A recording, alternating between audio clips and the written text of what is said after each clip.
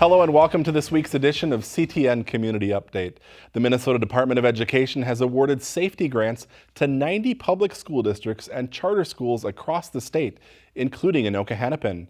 District 11 will receive close to $500,000 for 8 schools. Coon Rapids High School is getting the biggest grant at just over $112,000. 2 Coon Rapids elementary schools will also receive funding. Adams Elementary will get about $56,000 and Hoover Elementary is getting over $33,000. A total of $25 million was awarded to schools across the state, but requests totaled $255 million. Schools can use the money to make security and violence prevention improvements to their buildings.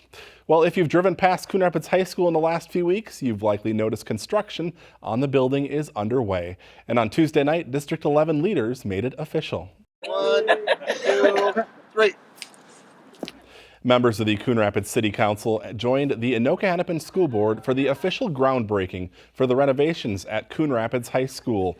This was the 5th and final high school in District 11 to break ground on a new security entrance as part of the district's Fit for the Future building upgrades. The successful school bond last November funded the projects. We have done a lot of work already to do an enhanced security entryway for the school and move our main offices down to this spot.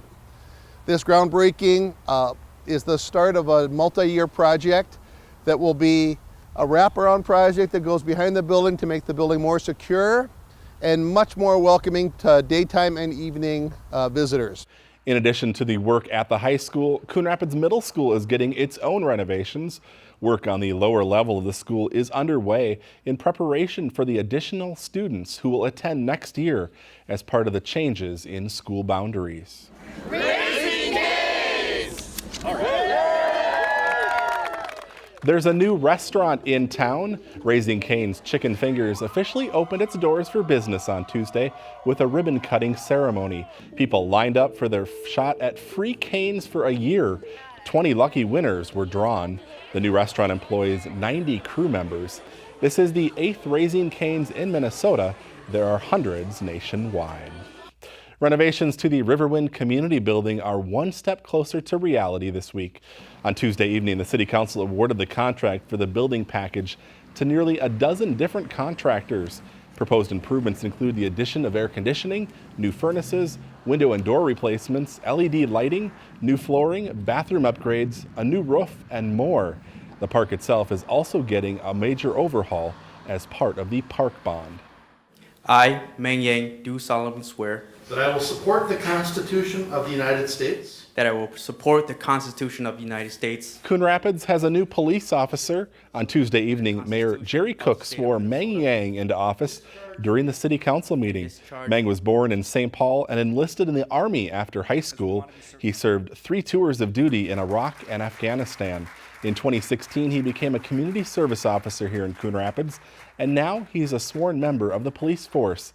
His wife pinned on his badge during Tuesday night's ceremony.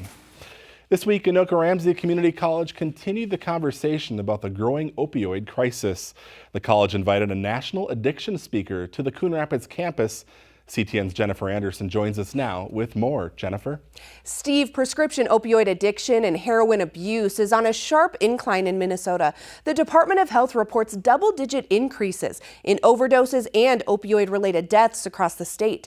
The most recent data from 2016 found at least 395 opioid overdose deaths in Minnesota. That was a dramatic increase from the year before, jumping 18%. A person whose addiction drove him close to death spoke to the students at Anoka Ramsey about that grim reality. There wasn't a soul that thought that I would live another 6 months if you saw me at the bottom. But people can change, and recovery is possible.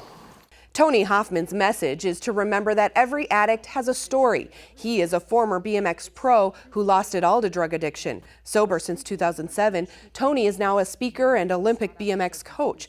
He told nursing students and others at Anoka Ramsey this week that an important step in combating the opioid and heroin crisis starts by breaking down the stigma of users. And really what I want to do is inspire other people to, one, further their knowledge about addiction, because there's a lot of misconceptions or stigmas that work against those who are struggling with addiction, but also inspire those who may be struggling with addiction that Recovery is possible. There's resources here available to help people, but you have to stick your hand out so somebody else can grab it.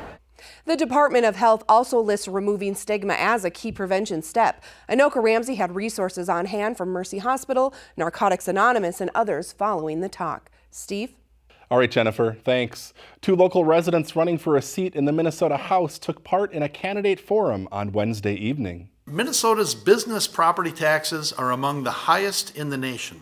What would you do at the legislature to address this? The forum, sponsored by the North Metro Mayors Association, was moderated by Mayor Jerry Cook, who is vice president of the organization.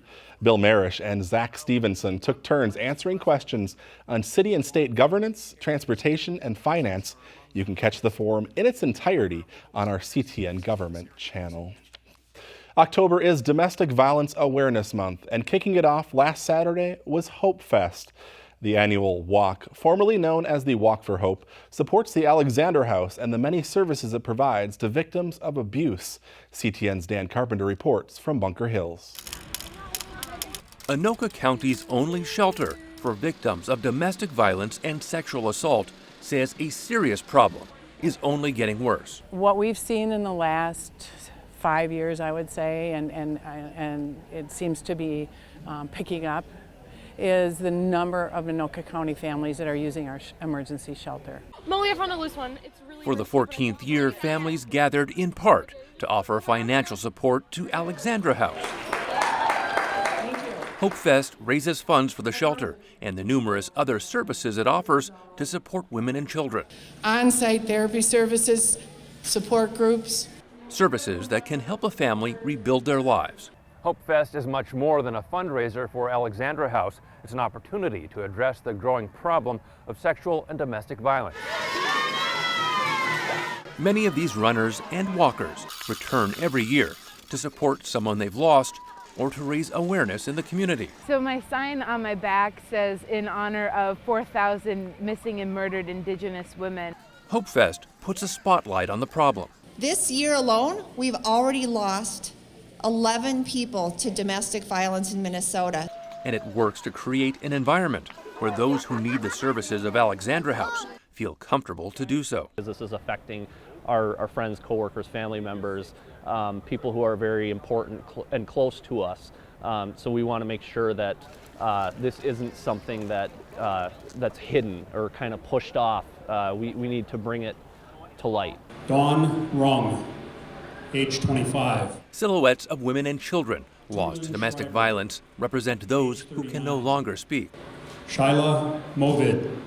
But through events like this, Susan Marie Cordo, they still have a voice. Alexandra House can't fight this problem ourselves. This is something that we need the community to take ownership in and to do something about. Dan Carpenter for CTN Update.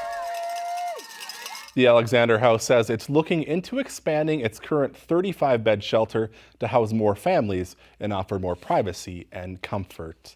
The city is looking for your input on parks and recreation programming in Coon Rapids. All you need to do is log on to the city's website and click on the link to the recreation survey at the top of the homepage. It asks questions about what recreation programs you've taken part in, where and what your priorities are for recreational programming. Again, the survey can be found on the city's website, coonrapidsmn.gov. A Coon Rapids fire station is the place to be next weekend.